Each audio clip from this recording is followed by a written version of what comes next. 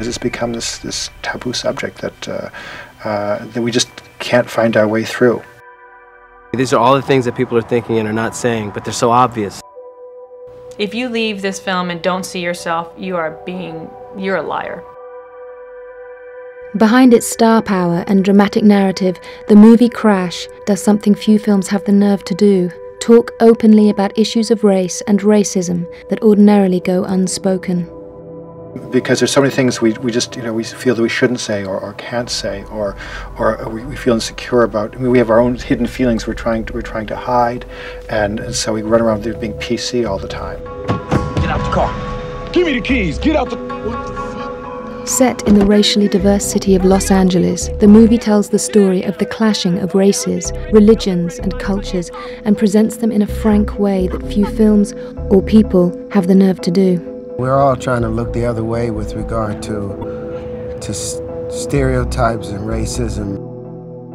The audience will be challenged by this movie because I don't think they won't know where they stand as they watch the film. You'll find yourself questioning, was this about me? Was this about the person next to me? Is this about the person I don't even want to know?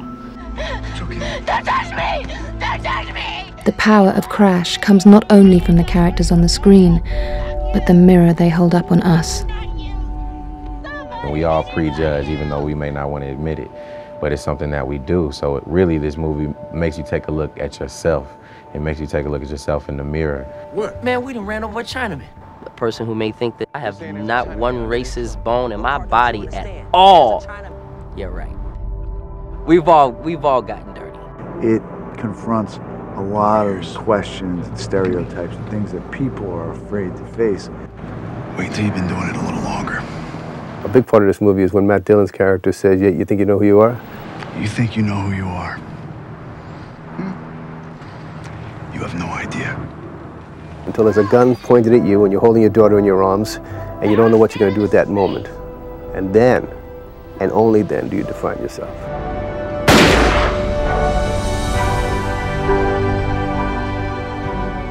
We're not safe from ourselves. We're not safe from our prejudices or others' prejudices. What I think causes racism is just fear of strangers, and not knowing. What causes people to hate each other without knowing each other? It often comes down to fear. Yeah, I think insecurity is part of who we are, and from insecurity comes intolerance, from fear. We fear that which is different from ourselves. Liebe Geft is the director of the Museum of Tolerance, a museum dedicated to promoting human dignity and confronting bigotry and prejudice. Everybody has prejudices. If you go through this museum, the first experience is to choose to enter through a door marked prejudice or a door marked unprejudiced, and the unprejudiced door won't open. Hate destroys. Your film shows that very well. It consumes the very person who is angry and hateful first, and then everyone around them. Fucking want me? Here I am, you pig fuck! It's really about the things that you don't say and the things that are below the surface that are always, trying to bubble up. And you know what? You might mention that we'd appreciate it if next time they didn't send a gang member. Yes. We're only too quick to slap labels on based on somebody else's experience with a different person. The guy in there with the shaved head, the pants around his ass, the prison tattoo. Those are not prison tattoos. Oh, really? And he's not going to go sell our key to one of his gangbanger friends the moment he is out our door. There's a big Hispanic community that I'm proud to represent. When I was actually doing the scenes, I was like, I'm just trying to take care of my daughter. How's it going? Okay. We don't take the time, the trouble, the interest to get to know an individual for who that person is. It's about perception and misunderstandings. I think that it allows you to kind of put walls up around yourself.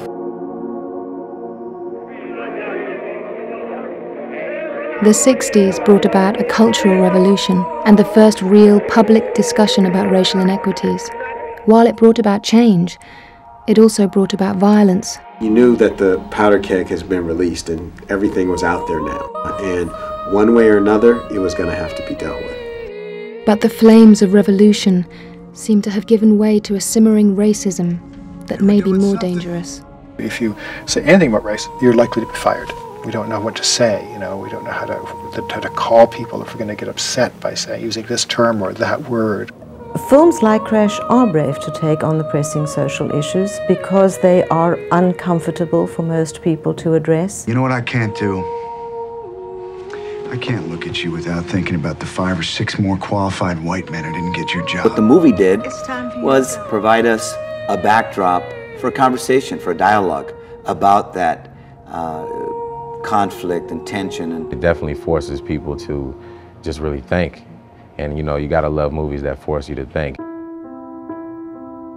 Are these clean or dirty? All clean, senora. One factor that can at any given moment turn the racist simmer to a boil is the incredible disparity of wealth that grows every day in America. People point and say, that's a racist issue. No, it's not. It's a class issue, baby. He's got the money, he's got the house, he's got the car, and you don't. Whether you're black, whether you're Asian, whether you're Hispanic, if you don't have the money, you're the one on the bottom. For most people, life is very, very hard. A simple task of getting from work to home to picking up your kids from school, I mean, is enraging. I'd appreciate if you stopped calling me names. Then fix the fucking lock! I replaced the lock! You gotta fix the fucking door! Our reality is so detached that I think it requires a catastrophic event to make us either feel or acknowledge what's actually going on. Wait! You come back here! You fix the lock! Come here, you fix my lock! Fix the fucking lock!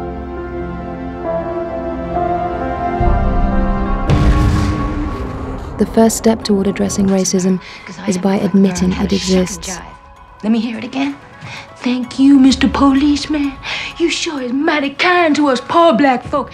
Cameron and Christine constantly asking themselves whether they're for real. Here they are, they've got the money, they've got the suits, they've got the car, he's got the job, but are they really accepted in that level of society? See what that woman just did? You see that? Right, she's cold. She got colder as soon as she saw us, though. I think we have to stop denying the fact that we're different, and we should celebrate those differences, but that we're all the same. You know, we're all human beings. After admitting racism exists, the next step is to admit it exists within us. We're the only 2 black faces surrounded by a sea of over-caffeinated white people patrolled by the trigger-happy LAPD. The only way I know how to do it is for each and every one of us to look into our hearts and look into our souls and ask ourselves, who are we really? And if we're not happy with that answer, we better do something to change it. All right. Everybody out, man. Free to go. Once we've taken a good, hard look at racism ourselves, the next step is to try to help others to see it by speaking up and speaking out. The more you get the word out, without banging somebody on the head and standing on a soapbox, and they get the message, if we reach 3 people, that changes their lives. Fantastic. I knew it was going to happen. But if a white person sees 2 black men walking towards her and she turns and walks in the other direction, she's a racist, right? One of the most jarring and impactful aspects of Crash is not only its frank language, but hearing that language coming out of the mouths of Hollywood's biggest stars. I don't like playing people like this because that's not how I was raised, that's not how I think. But I like the fact that I'm playing it to show that this is how people think and feel. I am angry all the time, and I don't know why. I think that it puts a human face on a Sandra Bullock. I think it puts a human face on the actors that are, not playing the roles that we're used to seeing them play. And if it takes my face and my voice to spew that anger out and to make people listen to it, I'm glad. This is something that matters. And I would love to do a romantic comedy, but they don't matter right now. This is depressing stuff. You embarrass me. You embarrass yourself. This film takes an unflinching look at these issues. It doesn't give answers necessarily. In making a film like this, you don't have to come up with answers. You have to come up with questions. Yo, why you getting all bent out of shape? Not getting bent. The filmmakers of Crash knew their film would provoke and push buttons, but more than raising people's blood pressure, they wanted to raise questions. I'm not telling you to get the fuck out of my car.